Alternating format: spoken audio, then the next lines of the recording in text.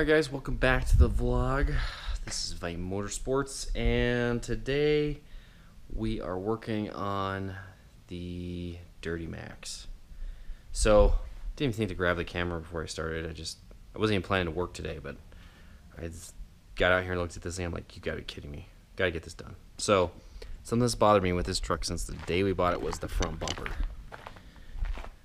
It had a road armor bumper on it, so it was a good bumper, but they didn't install it right. So they hadn't taken off the whole bumper horns components. They left a lot of it there. You can see where they kind of used the welder to cut the metal where they needed it, but they didn't take it all off, which wasn't letting it sit in there properly.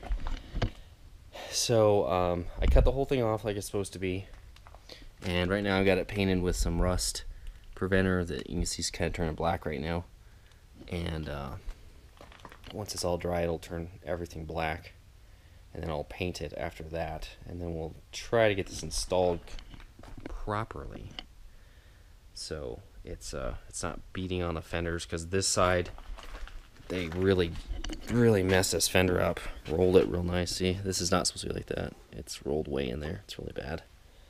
So but I'm hoping to install it correctly so it doesn't do that. So at least it looks nice. And it was sitting like this was the end of the bumper was coming down. It should be back here at the end of the fender flare. It should come down here. So hopefully we can get it lined up a lot better now that we have everything cut off, and it'll be setting in there properly. So that's fingers crossed what's going to happen here. So I can definitely tell you can see how this side was riding way too high compared to this side. It's only got like, I don't know, 3/4 of an inch. This is a good 1.25 inches. So there's your 1/2 inch right there of destruction. So we'll have to get in there and get it tightened up and fixed. So we're waiting for this to dry. Once that's dry, then we'll move forward with that. And what other update? So you guys saw that I took the Victory to the dealership and dropped it off so that they could take a look at it, and I had my fingers crossed that they would fix it, but that did not happen. So it's got a bad fuel pump, and it's not getting enough pressure to the injectors, and that's what's causing the issue, and they wanted $1,200 to fix it. So they wanted the hour for diagnosis, fair enough. Then they wanted 3 more hours to fix it, and then whatever was tacked on, that would be about $480 there at $120 an hour. Jeez. Then then everything else was parts. So there's 2 O-rings and the fuel pump itself. So 700, yeah, about $700 of is that about right? Yeah, $700 worth of fuel pump. It's just ridiculous. So did a little research, found them online. They're a lot cheaper as long as you're not buying from a dealer. So we're gonna work on this eventually and fix it and get that done. What else has happened since the last time we talked? Oh. Our what we call the oh, you can't see it at all with the glare. Let's get out here and get better light. There we go, the baby wagon. So the Protege that we just put a frickin' alternator into blew up on us. My wife was driving it on the highway and it just lost power. She got it coasted to the side of the road, and I took a look at it. There's no compression in 1, 2, or 3 cylinder, and then 4 has very low compression. So it looks like timing slipped on it. So we're probably just going to throw it up and see if anybody needs parts, and then after that we'll just scrap it after that. So it's been a good car, lasted us a good 6 years, and we didn't pay a lot of money for it, so it's definitely given us our money's worth. So just sucks that we finally got that alternator put on, and it's got pretty new tires on it and stuff like that, so that's kind of a bummer. But it is what it is. So that's that. What else? Oh, so because of that, we're probably going to start working on the Jeep. So the Jeep's going to start getting worked on now. So kind of tinkered with it a little bit just to see where we're at. Seems like at least the starter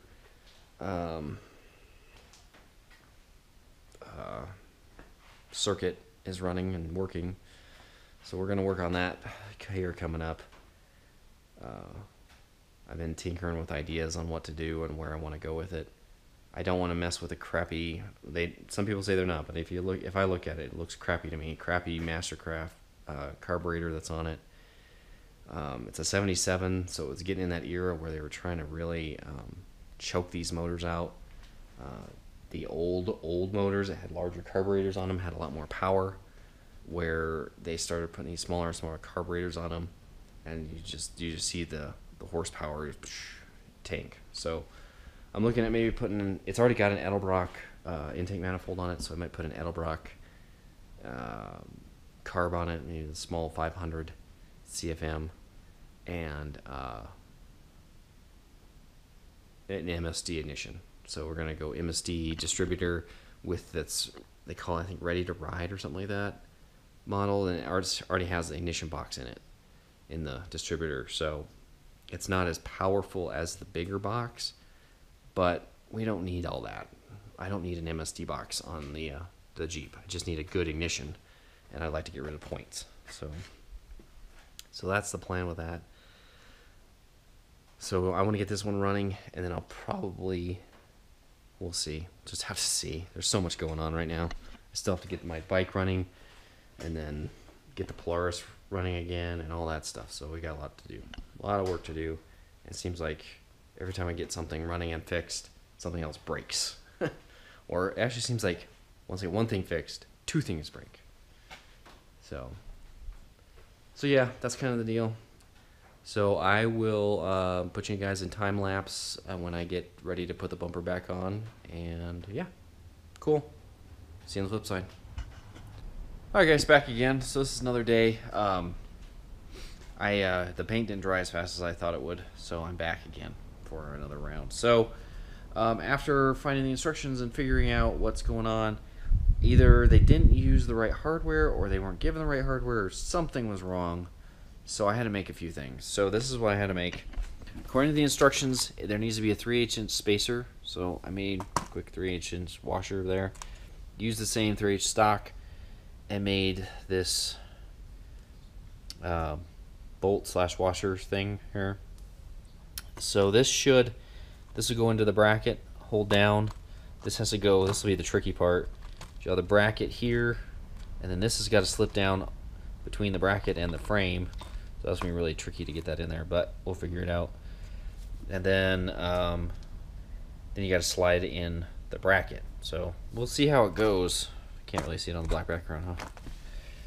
But so yeah, that's what we're gonna do. So we're gonna get to it real quick and get moving. All right, guys. See you on the flip side again. All right, take two. So I had started this vlog yesterday, and I was gonna plan finishing up the bumper.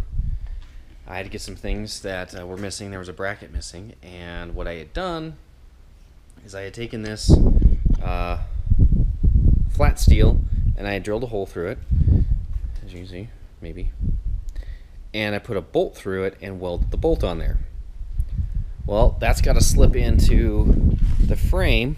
I don't think you can see. Maybe you can. Yeah, you can kind of see it in there. You've got this cross member running in there, and I thought I could clear it, but I couldn't with the bolt.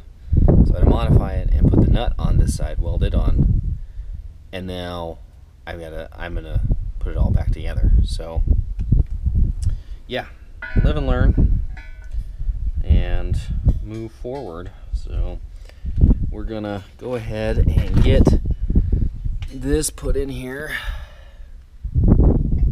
carefully without moving that washer around too much. There we go.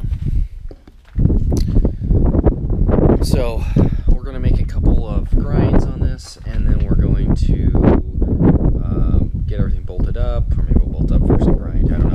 starting to get it fixed and finished, and we should be able to get the bumper up today. So we're gonna go ahead and work on that and get this done. All right, guys. See you on the flip side. Hopefully for real this time.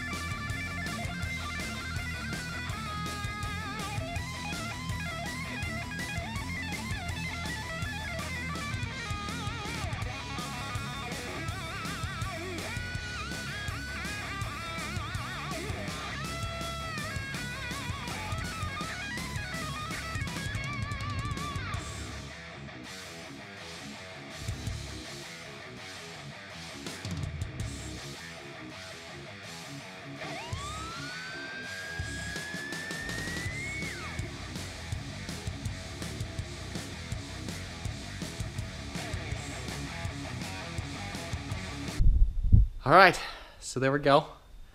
All done with the bumper. So looks, I think, a lot better. It's about 1.5 inches further in, and it's just looks a lot better for sure. So walk this way, I guess. So there it is. Yeah, so looks pretty good. Well, my battery's about to die, so this will be a quick outro. So like, subscribe, comment below. If you subscribe and want notifications, hit the little bell. And until next time, guys, peace.